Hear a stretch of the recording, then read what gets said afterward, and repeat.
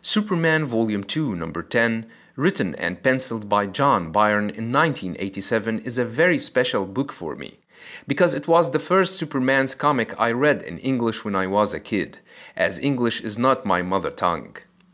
The book opens in the Daily Planet where Clark Kent arrives at work and finds that his X-ray vision is going crazy. He sees Lois, Perry, and Jimmy as skeletons. His vision gets back to normal shortly after, with Clark thinking that his powers went out of control after his last confrontation with the super-hulking woman called Rampage. To defeat her, he absorbed the energy she was discharging, then he flew into the space to discharge the excess power. But things get worse again, and he begins to see his fellow staff members completely naked.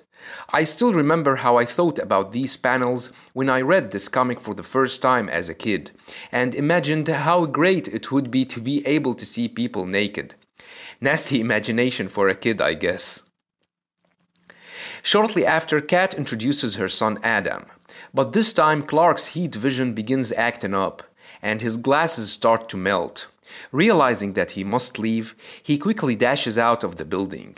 On his way out, the door came off its hinges under his barest touch, although his microscopic vision showed him no rust or weakening on the metal. Confused, Superman decides to stay away from people until he figures things out. He is monitored by Lex Luthor, who says that Superman is confronted with a problem Lex made for him.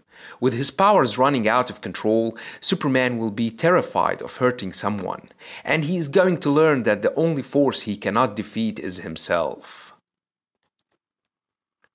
Meanwhile, Superman's super hearing begins to run out of his control to the point that he starts hearing every sound on Earth. That was too much even for Superman. But suddenly, someone interrupted the voices and called him. It was a large, red robot called Klaash, flies out of nowhere and begins attacking Superman, saying that his final hour is struck. Superman tries to use his X-ray vision, but Klaash is lined with lead, so Superman's vision can't see inside. Klaash can teleport, so he appeared behind Superman and knocked him down to the street, the last place he wants to be, until he can get his powers back under control. Suddenly, his eye beams start running crazy, so he flies away in order not to hurt the people around.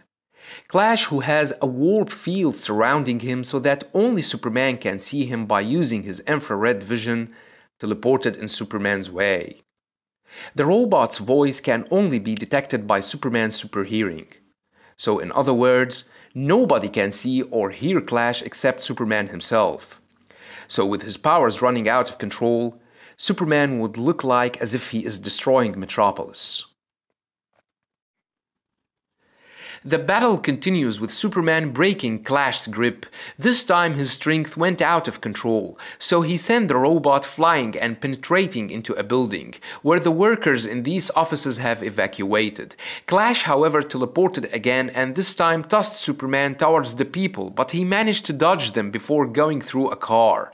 He was then confronted by Lieutenant Maggie Sawyer, who wanted an explanation for Superman's strange behavior, since she can't see Klaash.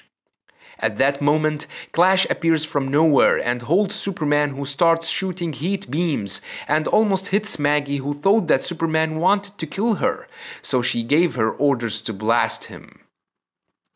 Superman flies into the space and starts thinking about the whole thing. His powers are running out of control, then Klaash appearing from nowhere taking advantage of his difficulties. Then he realizes that the police couldn't see Klaash, and that the robot running up when he did is not a coincidence. And by checking Metropolis with his telescopic vision, he can tell who is behind it. Suddenly, Lex lost his contact with the robot for unknown reasons, so he became enraged, but was interrupted by Superman, who arrived with Klaash over his shoulder after he destroyed it. Superman says that Klaash was a cool action toy, and then he showed the satellite which directed the robot and made his powers go crazy, and that satellite was made by Lex Corp. Later on, Superman reveals that the satellite, which had been in orbit for weeks, was bombarding the country with intensified solar radiation, the same radiation which drives Superman's powers. And when the radiation reached a certain level in his body, his powers went out of control. Superman also reveals that Klaash was surrounded with a warping field which rendered him visible only in the infrared, and his voice was pitched so that only Superman could hear him. But Lex's lawyer said that the robot Superman calls Klaash was a top-secret experiment licensed by the United States government. Had Superman not attacked the robot, which was designed for security reasons, it would not have been triggered.